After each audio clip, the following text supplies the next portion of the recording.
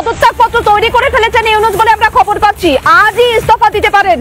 পদত্যাগপত্র তৈরি করে ফেলেছেন প্রধান উপদেষ্টা ডক্টর মোহাম্মদ ইউনূস, যে কোনো সময় ইস্তফা দিবেন। ভারতীয় সংবাদ মাধ্যম রিপাবলিক বাংলা প্রধান উপদেষ্টার পদত্যাগ নিয়ে এমন বিভ্রান্তিকর তথ্য ছড়াচ্ছে। গুজব ছড়িয়ে ভারতীয় মিডিয়া বলছে প্রধান উপদেষ্টা ডক্টর মোহাম্মদ ইউনূস এবং সেনা প্রধান জেনারেল ওয়াকারুজ্জামানের মধ্যে ক্ষমতার দ্বন্দ্ব এবং আস্থার সংকটের কথা। শেখ হাসিনার পতনের পর ভারতীয় মিডিয়া মিথ্যা বিভ্রান্তিকর তথ্য ছড়াতে যেন মাজায় গামছা বেঁধে মাঠে নেমেছে।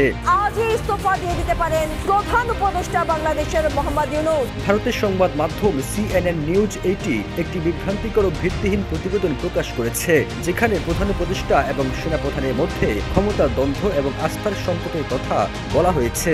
তবে এই প্রতিবেদনটি বাংলাদেশ সেনাবাহিনীর ভেরিফাইড ফেসবুক পেজ থেকে ভুয়া এবং প্রোপাগান্ডামূলক হিসেবে চিহ্নিত করা হয়েছে। বাংলাদেশ যখন শান্তিপূর্ণভাবে এগিয়ে যাচ্ছে, ঠিক তখনই ভারতের কিছু গণমাধ্যম দীর্ঘদিন ধরে বাংলাদেশের অভ্যন্তরীণ বিষয় মিথ্যাচার করে মোদী সরকারের এজেন্ডা বাস্তবায়নে সহায়তা করছে।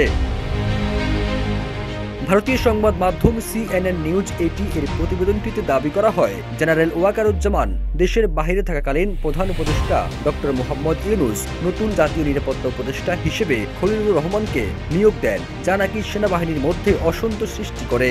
যদিও এই পুরো দাবি ভিত্তিহীন, তবুও এটি উদ্দেশ্যমূলকভাবে বাংলাদেশকে নিয়ে আন্তর্জাতিক পর্যায়ে বিভ্রান্তি ছড়াতে ব্যবহৃত হচ্ছে। এদিকে সামাজিক যোগাযোগ মাধ্যম ফেসবুকে বাংলাদেশ সেনাবাহিনীর ভেরিফাইড পেজে এক পোস্টে জানিয়েছে, সম্প্রতি একটি স্বার্থন্বেষী মহল বাংলাদেশ সেনাবাহিনীর লোগো ব্যবহার করে একটি ভুয়া প্রেস বিজ্ঞপ্তি প্রকাশ করেছে, যার মাধ্যমে সাধারণ জনগণের মাঝে বিভ্রান্তি সৃষ্টির পাশাপাশি সশস্ত্র বাহিনী ও জনগণের মধ্যে বিভেদ তৈরির অপচেষ্টা চলছে।